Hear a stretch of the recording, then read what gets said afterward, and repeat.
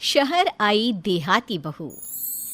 हाल ही में रोहन की शादी निर्मला नाम की लड़की से हुई थी। निर्मला गांव की लड़की थी। रोहन के पिता और निर्मला के पिता दोनों बचपन के दोस्त थे। उन्होंने बचपन में ही एक दूसरे से वादा कर लिया था कि दोनों बच्चों के बड़े होते ही उनकी शादी करवा देंगे। इसलिए वादे के अनुसार रोहन के पिता निर्मला को अपनी बहू बनाकर घर ले आते हैं। निर्मला अपने साथ अपनी गाय भी लेकर आ जाती है और उसे घर के आंगन में बांध देती है। अरे ये क्या माँ, भाभी तो गाय भी लेकर आई हैं हमारे घर में। अभी घर में गाय बंधी देखकर आस पड़ोस के लोग तो हमारा मजाक उड़ाएंगे ना। हाँ बेटा, तू ठीक कहती है, लेकिन क्या करूँ मैं। तू तो जानती है तेरे पिता किसी की नहीं सुनते। अरे ये क्या निर्मला, तुम अपने साथ गाय क्यों लेकर आई हो? आपके शहर में पैकेट वाला मिलावटी दूध मिलता है ना, लेकिन मुझे तो रोज ताजा दूध पीने की आदत है। गाय लाकर मैंने ना बहुत अच्छा किया है।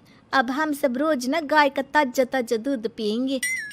अरे ये सब तो ठीक है, लेकिन तुम ध्यान रखना कि तुम्हारी गाय की वजह से आस पड़ोस के लोगों को कोई तकलीफ ना हो। हाँ हाँ, मैं सब देख लूँगी, आप चिंता ना करें। कुछ दिन बीत जाते हैं। फिर एक दिन, चल बहू, आज हमें बाजार से सब्जी खरीदने जाना है। उसके बाद सुनीता निर्मला को बाजार में ले जाती है। सब्जी के महंगे दाम देखकर निर्मला के तो होश उड़ जाते हैं। ये क्या माँ जी, 1000 रुपये की सब्जी, ये तो बहुत ही ज़्यादा है। अब क्या करे बहू, शहर का तो यही हाल है। ना ना ना, मैं इस तरह पैसों की बर्बादी बर्दाश्त नहीं कर सकती। अब से ना हम इस बाजार से सब्जी नहीं खरीदेंगे। हाँ। फिर अगले दिन निर्मला घर के आंगन की मिट्टी खोद कर वहाँ तरह तरह की सब्जियाँ लगा देती है। अरे काव्या, तेरी भाभी तो बहुत अजीब है। उसने तेरे पूरे आंगन को खेत बना कर रख दिया। मेरी समझ में नहीं आता, तुम लोग इस लड़की को कहाँ से पकड़ कर लाए हो? अरे सब मेरे पिताजी का किया धरा है। सालों पहले अपने दोस्त से किए वादे के चलते उन्होंने उस गवार को हमारे गले बांध दिया। अरे तेरी भाभी सच में एक नंबर की गंवार है। उसे तो ढंग के कपड़े पहनने तक नहीं आते, ऊपर से उसने तेरे घर को गांव का तबेला बनाकर रख दिया है। उन औरतों की बातें सुनकर काव्या को बहुत बुरा लगता है। फिर वो अपने भाई रोहन से इस बात की शिकायत करने लगती है। रोहन निर्मला को समझाने की बहुत कोशिश करता है, लेकिन निर्मला के आगे उसकी एक नहीं चलती। फिर एक दिन रोहन निर्मला को एक शादी में ले जाता है। सभी मेहमान खाना खाने में व्यस्त थे। उधर रोहन भी अपने दोस्तों से गप्पे लड़ाने लगता है। तभी निर्मला तंदूरी चिकन के स्टॉल से ढेर सारे लेग पीस उठाकर अपने पर्स में डालना शुरू कर देती है। घर जाने के बाद इसे फ्रिज में रख दूंगी और कल सुबह मजे से खाऊंगी। फिर खाना खाने के बाद दोनों पति पत्नी वहाँ से जाने लगते हैं, लेकिन तभी दुल्हन का भाई उन्हें रोक लेता है। अरे ये सब क्या है? मैंने यहाँ खाना खाने के लिए सबको बुलाया था, खाना चोरी करने के लिए नहीं। तुमने पर्स में जो चिकन के लेग पीस छुपा रखे ना, चलो बाहर निकालो उन्हें। दुल्हन का भाई फौरन निर्मला से पर्स छीनकर सारे लेग पीस बाहर निकाल लेता है। मैंने इतना खर्चा करके खाने पीने का इंतजाम किया है और तुम हो कि यहाँ से खाना चोरी करके ले जा रही हो? शर्म आनी चाहिए तुम्हें। वहाँ मौजूद सभी लोग निर्मला को भला बुरा कहने लगते हैं। अपनी बेइज्जती होते देख रोहन दुल्हन के भाई से माफ़ी मांगकर निर्मला को घर ले आता है। निर्मला, आज तुमने सबके सामने मेरी नाक कटवा दी। आखिर तुम्हें चिकन के पीस चुराने की ज़रूरत क्या थी? मुझे माफ़ कर दीजिए रोहन जी। दरअसल ना, हमारे गांव में जब भी शादी होती थी तब मैं और मेरी सहेलियाँ इसी तरह शादी से ढेर सारा खाना लेकर आते थे। मुझे नहीं पता था कि मेरी इस गलती से आपकी इतनी बेइज्जती हो जाएगी। मुझे माफ़ कर दीजिए, आज के बाद ऐसी गलती कभी ना करेंगे। इतना कहकर निर्मला रोने लगती है। निर्मला को रोते देख रोहन का दिल पिघल जाता है और वो उसे माफ़ करके गले लगा लेता है। इस तरह कुछ दिन बीत जाते हैं। फिर एक दिन रोहन उदास होकर घर लौटता है। रोहन के कपड़े बुरी तरह फटे हुए थे। अरे बेटा, ये सब क्या है? किसी के साथ मारा पीटी हो गई है क्या? नहीं माँ, आज हमारी ज़िंदगी का सबसे बुरा दिन है। म्यूनसिपालिटी वालों ने हमारी दुकान तोड़ दी। आज से हमारी आमदनी पूरी तरह बंद हो गई।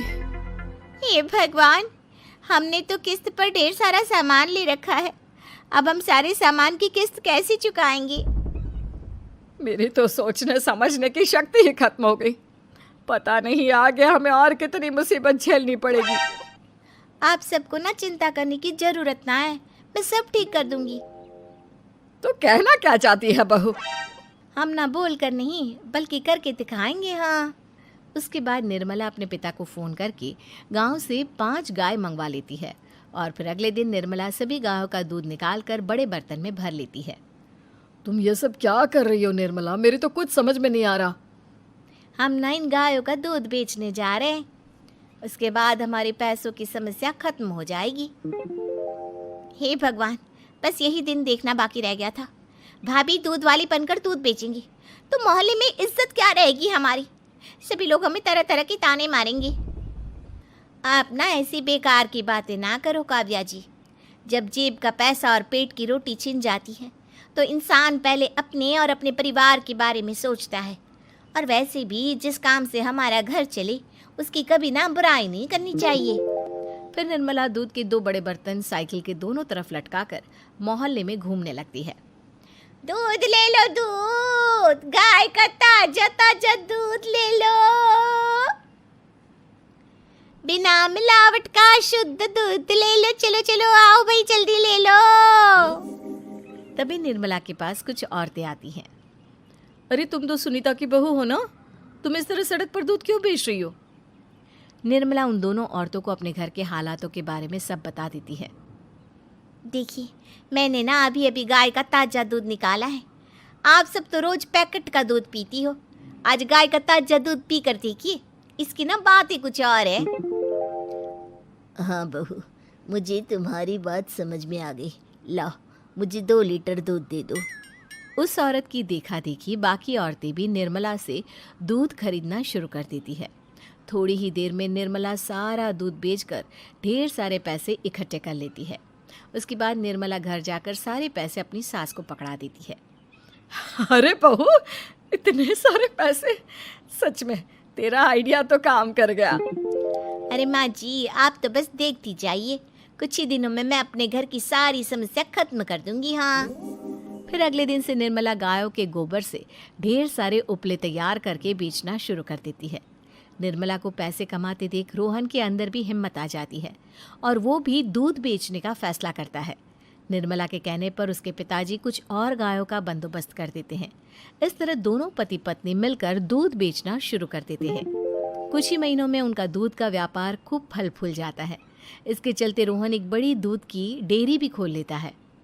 पिताजी, जब आपने निर्मला से मेरी शादी करवाई थी तब मैं मन ही मन आपको कोसा करता था, लेकिन आज मेरी समझ में आया कि आपका फैसला बिल्कुल सही था।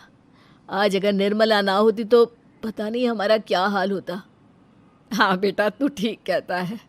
हमारी बहू ने तो हमें उजड़ने से बचा लिया।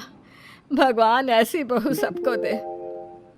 इस तरह निर्मला की समझदारी के चलते सब कुछ ठीक हो जाता है और वो सभी हंसी खुशी अपना जीवन जीने लगते हैं।